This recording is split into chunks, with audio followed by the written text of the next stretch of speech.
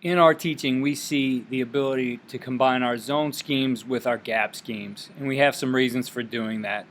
Number one, it's an aggressive and physical play. Our offensive line is going in one direction on both plays. On the zone plays, everybody is responsible for their gap to the play side.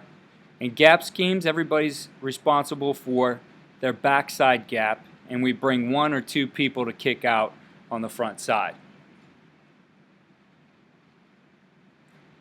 Both use combination blocks. We want to find as many double teams as possible. On our inside zone play, we can have up to 2 double teams. And on our power, we have a double team at the point of attack. They allow us to emphasize the execution of fundamentals and techniques.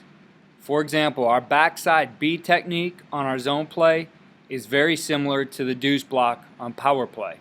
And in teaching those, we can drill it as if it's the same technique.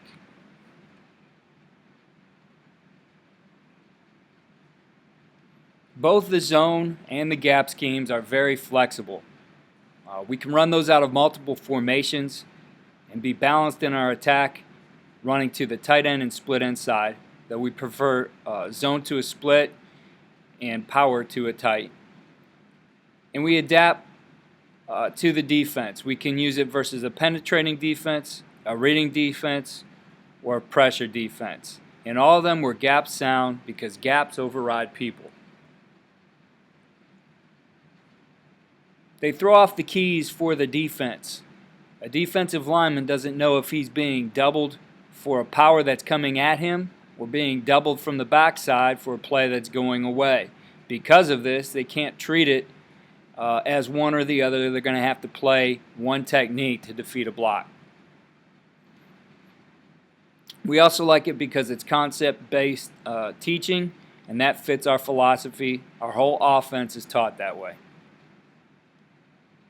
Both the zone schemes and gap schemes are forgiving in that we get a hat on a hat without much movement. We still have the opportunity for a positive play that keeps us on schedule, and that's key to our offense.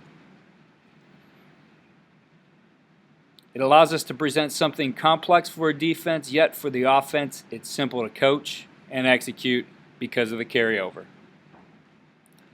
Let's take a look at gap responsibilities, in that gaps always override people. If all gaps are covered, everybody's responsible for blocking their gap. And this is great versus blitz and defensive line movement.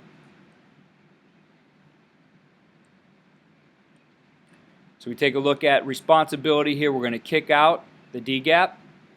The play side tight end will have the C. Play side tackle has the B. Play side guard has the A. The center has the backside A. And the backside tackle is responsible from B to C. We're going to pull a player in the guard and be able to kick out. And if you take a look at this, if we weren't looking at play direction, you would notice that everybody on the front side of the play, it looks like the backside of his own play. So for the defense, it's very hard to tell how they're going to play that technique.